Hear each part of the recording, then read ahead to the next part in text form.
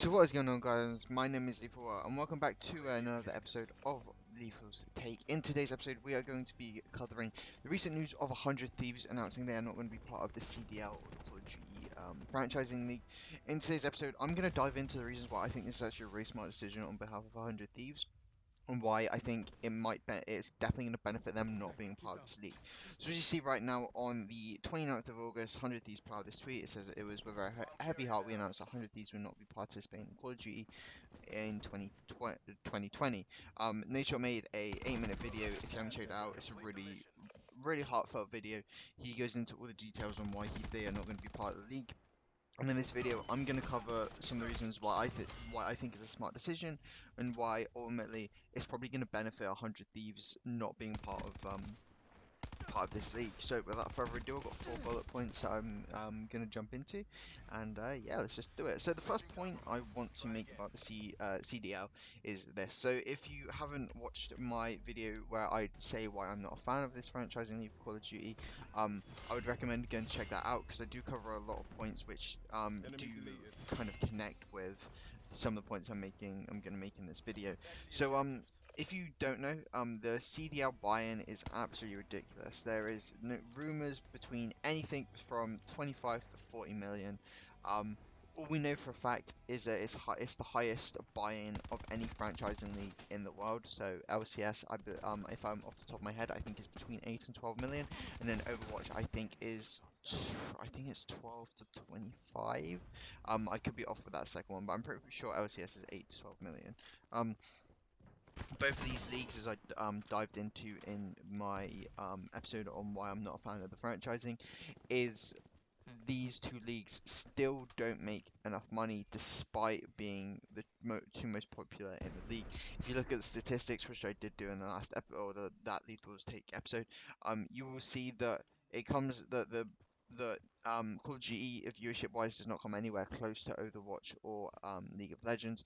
It is substantially a lot lower. I think when I looked, or when I did the video, it averaged about 14,000 views per, or averaged, yeah, 14,000 views. As well as that, not it's not just got the people watching it.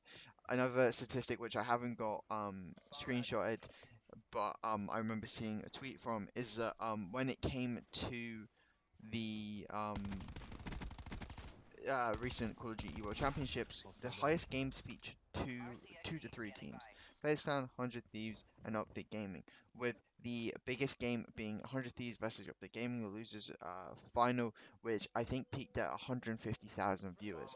Now, just to put that in context, the Fortnite World Cup averaged over a million concurrent viewers. The recent Berlin Major is averaging in group stages match anywhere from 90,000 to 190,000. So as you see, um, statistically they're averaging a lot higher viewership compared to Call of Duty. And obviously LCS has got one of the biggest fan bases and followings in the esport world, so that also does average a lot more viewership.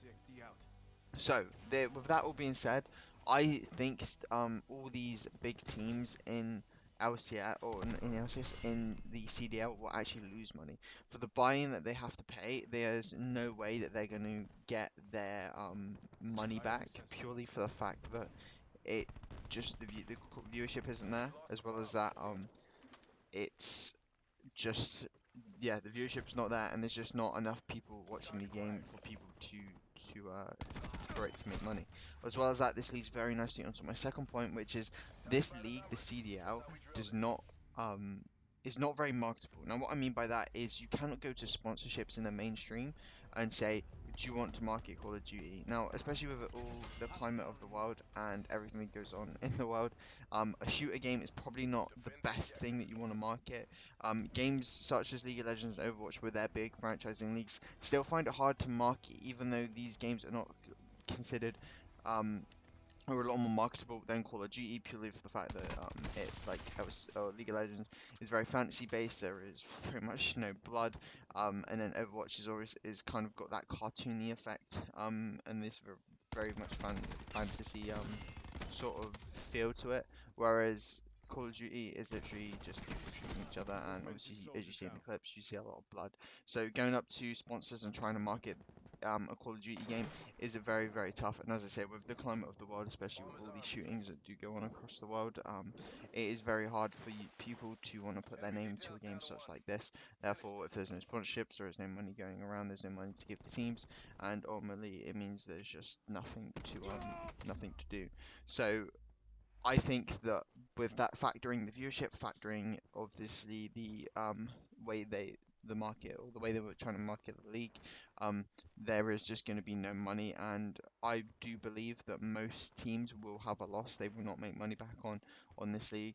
They reckon, as I said in the other video, is that they hope the league will be profitable in 10 years. Now, we don't know how far games are going to evolve in those 10 years, so it could be anywhere from VR games to like esports is going to change a lot with obviously as the technology gets better. So I do believe they're kind of in trouble when it comes to like their vision for the future because statistically the most consistent esport games and the biggest esport games are the ones that haven't changed much. You look at CS:GO has not changed much. All they change is the maps, and then obviously they changed some guns to obviously try and bring a new meta along. And then League of Legends, obviously they add new legends every couple of months to try and change the game. So there is really not much to change. Even a game like Rainbow Six, which is bigger, which I think is statistically bigger than Call of Duty. All they do is add new operators, which doesn't change the basic mechanics of this game.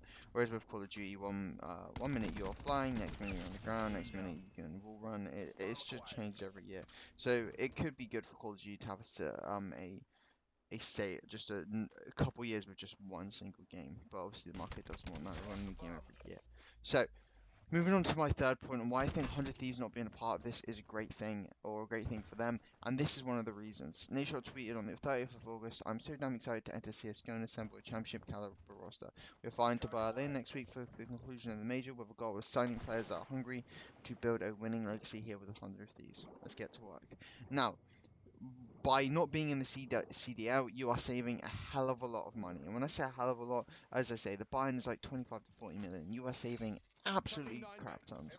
So, one of the reasons why I think it's a smart move is they can invest in other esports.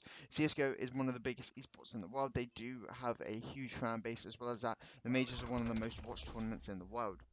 So by being a part of that and be in announcing that they're coming to it, they do one of two things. One, they're joining an already good ecosystem in an esport game. There is a lot of sponsorship in CS:GO.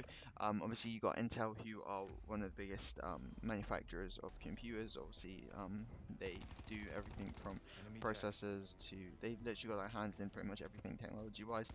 They're obviously one of the big sponsors. As well as that, you have all the team sponsors that have joined. Obviously, Audi being with Astralis, and you can pull everything out of it. Oh, every like a load of other sponsors, which I just don't have off the top of my head.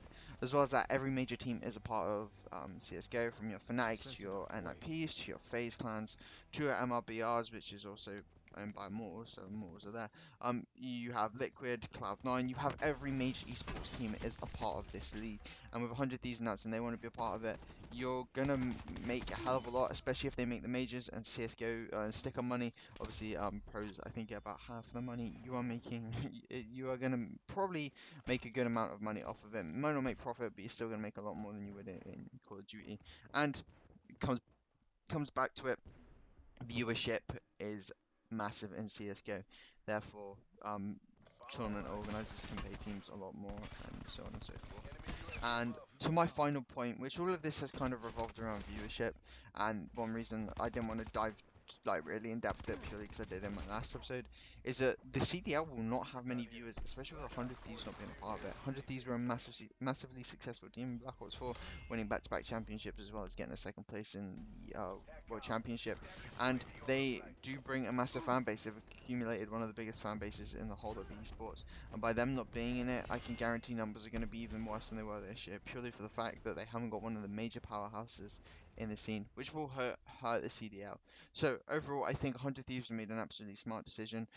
They've not succumb to the pressure of what people want, and they've ultimately probably helped their case or helping their business a lot better than they could imagine, as well as being in CSGO. But anyway, guys, I thank you for watching this video. Please like, comment, subscribe, and I'll catch you next time.